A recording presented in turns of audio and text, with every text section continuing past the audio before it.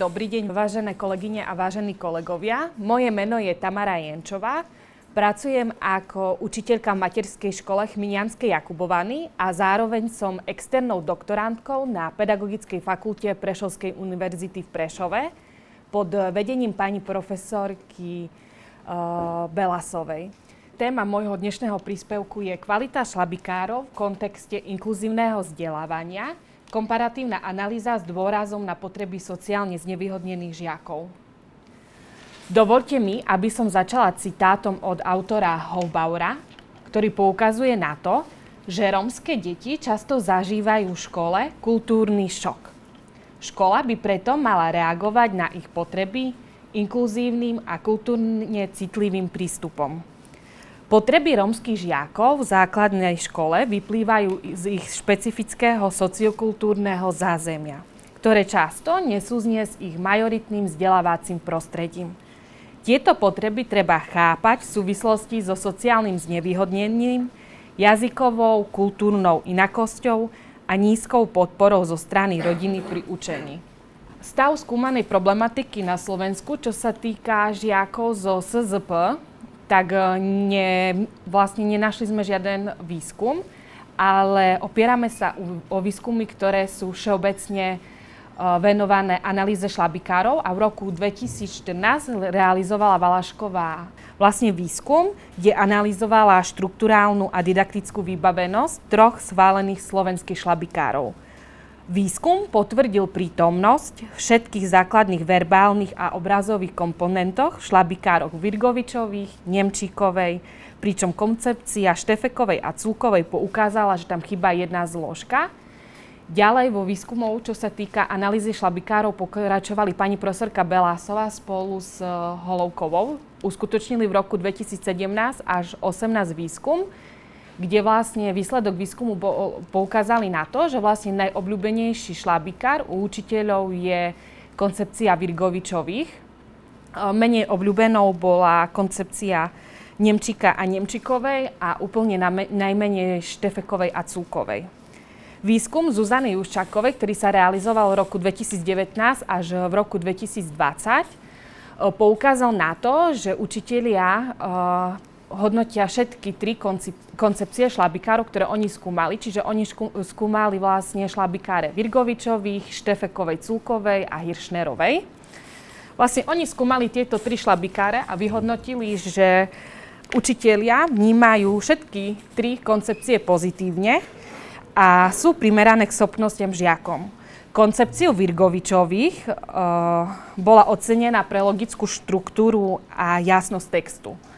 Naopak koncepcia Štefekovej a Culkovej bola hodnotená pre pestrú metodiku a aktivizujúce prvky, čo šlabikár Hiršnerovej a kolektívu bol hodnotený menej priaznivo, najmä kvôli nedostatočnému priestoru na zvukové rozlišovanie a precvičovanie základných čitateľských zručností. Tieto výskumy zdôrazňujú potrebu neustáleho vývoja a prispôsobovania šlabikárov, aby lepšie podporovali individuálne potreby žiakov a efektívne rozvíjali ich čitateľskú a písaciu kompetenciu. Hlavným výskumným cieľom mojej dizertačnej práce je analyzovať 3 vybrané šlabikáre pre prvý ročník základných škôl z hľadiska ich naplňania vlastne tých kľúčových funkcií prostredníctvom analýzy a kvantitatívneho dotazníkového zisťovania medzi učiteľmi primárneho vzdelávania. Rada by som vám vlastne povedala, že aktuálne sú v platnosti 5 šlabikáre. My sme si na našu analýzu vybrali len 3. V našej analýze označujem ako šlabikár A, je tá koncepcia Virgovičových, šlabikár B je Štefekovej, Culkovej a šlabikár C je Hiršnerovej a kolektívu. Hodnotíme ich na základe plnenia kľúčových funkcií učebnice a my sme si ich kategorizovali do takých 5 podskupín, kde ich delíme na funkcie učebníc didaktickú, informačnú, metodickú, formatívnu a organizačnú funkciu. Metodológia a metodika dizertačnej práce. V prvej fáze výskumu sme realizovali systematický prieskum odbornej literatúry, kde sme sa venovali hlavne literatúre, kde boli rozobraté funkcie učebníc všeobecne. Vytvorili sme si vlastne tabuľku, na základe čoho sme si vytvorili tú postupnosť tých funkcií, čiže sme si spravili taký prierez tých funkcií učebníc. Opierali sme sa o definície autorov, ako je Petlák, Prúcha a Zujev. Vytvorili sme si tabuľku spoločných znakov, rozdielnych znakov a na základe toho sme si vlastne potom formulovali náš výskumný cieľ a výskumné otázky. Výber výskumnej vzorky, čiže pri metóde obsahovej analýzy, tam sme si vybrali 3 aktuálne koncepcie šlabikárov, čiže šlabikár A, to sú koncepcia Virgovičových, šlabikár B, to je Štefeková-Culková a šlabikár C je Hiršnerová a kolektív. A čo sa týka našej druhej výskumnej metódy dotazníka, ktorý bude ešte len teraz realizovaný od júna až do septembra, priznám sa, že s realizáciou online dotazníka mi pomáha pán doktorand Novocký. On pôsobí na Filozofickej fakulte UPJ v Košiciach. Pomôžu mi v rámci mojej výskumnej praxe aj výskumného pobytu. Vlastne tento dotazník bude realizovaný online a výskumnou vzorkou budú učitelia prvých ročníkov na základnej škole. Tam vlastne tento dotazník bude zameraný na to, aby sme vedeli posúdiť, že odkiaľ učitelia pochádzajú. Budeme tam sledovať nie kraje, ale rozdelili sme si Slovensko, že to bude západ, stred a východ.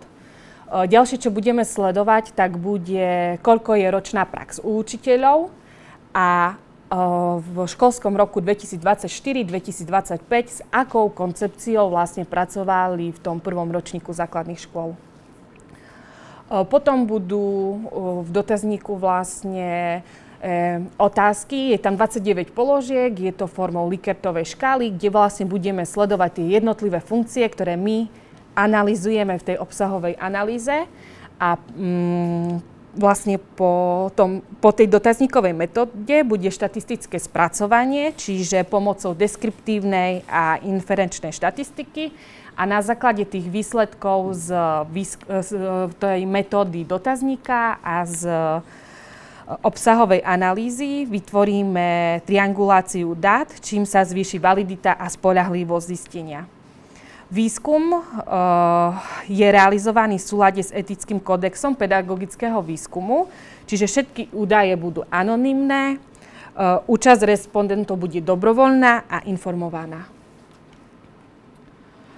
Stanovili sme si pri našej obsahovej analýze a pri dotazníku sledovanie týchto 7 výskumných otázok.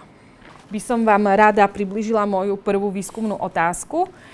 Ako vybrané šlabikáre naplňajú didaktickú funkciu učebnice z hľadiska postupnosti, náročnosti a primeranosti učiva.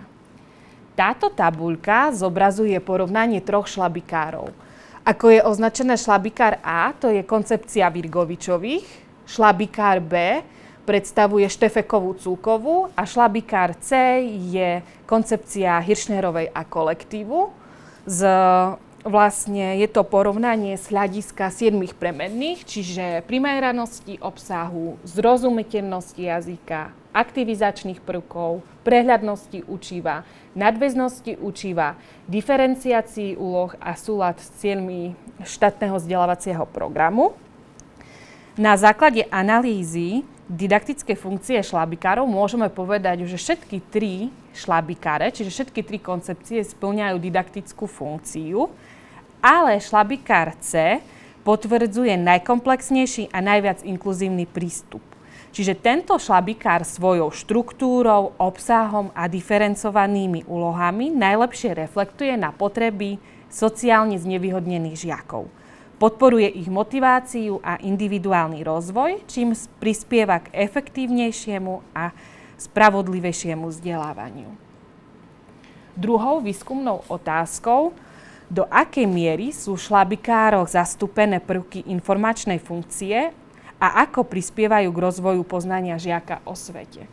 Taktiež táto tabuľka zobrazuje porovnanie 3 koncepcií na základe 5 premenných a z hľadiska potreb žiakov zo sociálne znevýhodneného prostredia sú šlabikáre B, čiže Štefekovej a Culkovej, ale taktiež aj C, čiže Hirschnerovej a kolektívu najvhodnejšie, pričom šlabikár C mierne dominuje v kvalite didaktického spracovania. Môžeme z našej analýzy podotknúť, že obe učebnice rešpektujú špecifika cieľovej skupiny, ako sú potreba vizualizácie, znížená kognitívna záťaž, prehľadná štruktúra a silná väzba na každodennú realitu žiakov. Naopak šlabikár A, čiže koncepcia Virgovičových, môže byť pre túto skupinu žiakov problematický, a to najmä pre svoj tradičný, menej diferencovaný prístup, ktorý predpokladá istú mieru predchádzajúcich jazykových a kultúrnych kompetencií. Tretia výskumná otázka. Ako sa líši kvalita metodickej funkcie jednotlivých šlabikárov z hľadiska systematickosti, logickej nadväznosti úloh, diferencovanej náročnosti a podpory transferu vedomostí a zároveň aký vplyv má táto kvalita na efektívnosť výučby čítania u žiakov zo sociálne znevýhodneného prostredia? Taktiež táto tabuľka zobrazuje porovnanie troch šlabikárov z hľadiska 7 premenných, ktoré prezentujú metodickú funkciu. Naše výsledky naznačujú, že šlabikár B, čiže Štefekovej a Cúkovej, predstavuje najvyššiu kvalitu metodickej funkcie, a to predovšetkým v oblastiach, ktoré sú kľúčové pre inkluzívne vzdelávanie. Ale práve naopak, koncepcia Hirschnerovej a kolektívu, čiže šlabikár C, vykazuje najviac nedostatkov. Výskumná otázka číslo 4. Ako šlabikáre plnia organizačnú funkciu v štruktúre učiva, orientácii žiaka a systematickosti práce? Taktiež táto tabuľka zobrazuje porovnanie troch šlabikárov z hľadiska 7 premien, ktoré reprezentujú organizačnú funkciu. Na základe vyššie uvedených zistení možno konštatovať, že šlabikár C, čiže je to koncepcia Hirschnerovej a kolektívu, najlepšie naplňa požiadavky organizačnej funkcie v inkluzívnom kontexte a predstavuje optimálny výučbový nástroj pre triedy. Výskumná otázka číslo 5. Ako sa vo vybraných šlabikároch uplatňuje formatívna funkcia vo vzťahu k hodnotám, k postoju k svetu a základom komunikácie? Táto tabuľka nám zobrazuje porovnanie šlabikárov z hľadiska 6 premenných, ktoré najlepšie odzrkadľujú tú formatívnu funkciu v daných šlabikároch. Z našej analýzy vyplýva, že šlabikár C najvýraznejšie reflektuje potreby sociálne znevýhodnených žiakov, pretože ponúka rôzne úrovne diferencovaných úloh, inkluzívny obsah a podporu autonómie. V výskumnej otázke číslo 6. Aké sú názory učiteľov prvého ročníka základnej školy na kvalitu šlabikárov z hľadiska jednotlivých funkcií? Nevieme ešte odpovedať, keďže vlastne tento dotazník bude spustený až v online podobe až od júna, pretože chceme poukázať na to, aby vlastne učitelia nám odpovedali z hľadiska toho, že oni vlastne od septembra do júna reálne vyučovali a učili z tých koncepcií. Čiže práve preto sme nedali do obehu dotazník skôr. A výskumnej otázke číslo 7, ktorý zo šlabikárov je na základe syntézy a analýzy učiteľskej spätnej väzby najviac kompatibilný so štátnym vzdelávacím programom a potrebami praxe, taktiež odpovieme až vlastne po vyhodnotení dotazníka. Shrnutie. Čiže ja by som shrnula, že neexistuje jeden najlepší šlabikár pre rómske deti, ale z našej analýzy vyplýva, že najvhodnejší šlabikár je šlabikár C, čiže Hirschnerovej a kolektívu, a je najvhodnejší vďaka svojej inkluzívnej, diferencovanej a vizuálnej podporenej koncepcii, ktorá zodpovedá špecifickým potrebám týchto žiakov.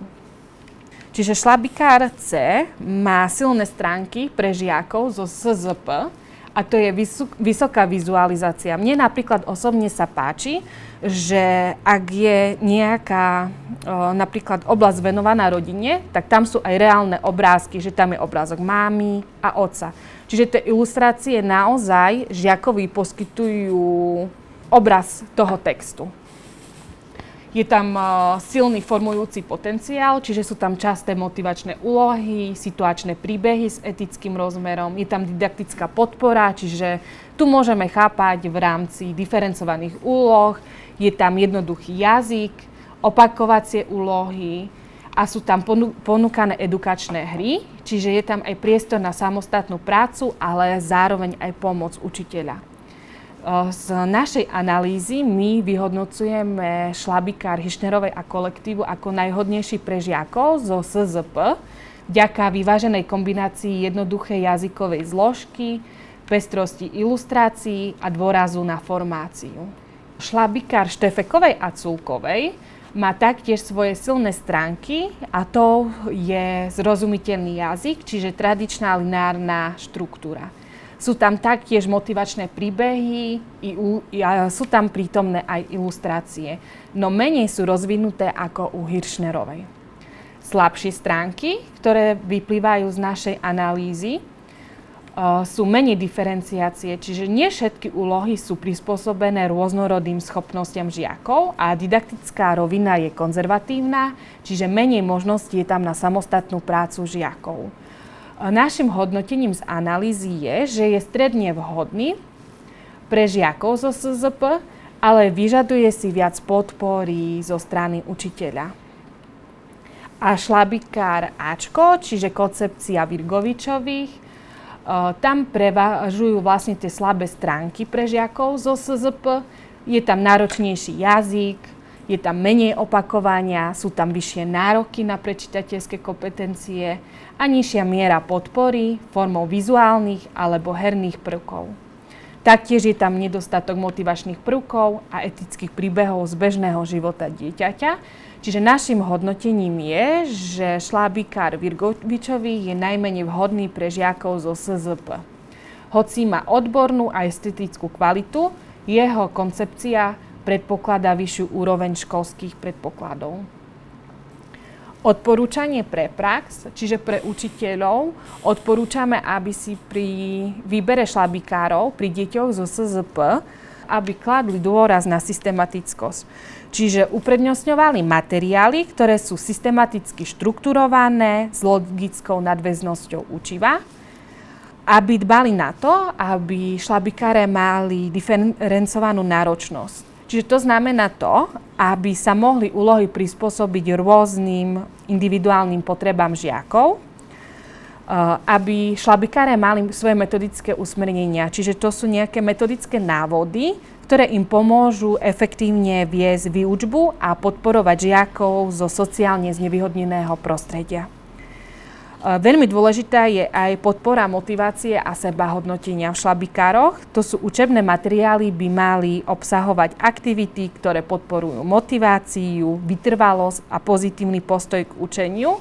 Učitelia by nemali zabúdať aj na inkluzívny prístup, čiže výučba by mala byť flexibilná, citlivá na špecifické potreby žiakov a úroveň ich vlastne schopnosti a vedomosti a zároveň mal by podporovať ich začlenenie do kolektívu a spoločenské zručnosti. Ďakujem veľmi pekne za pozornosť.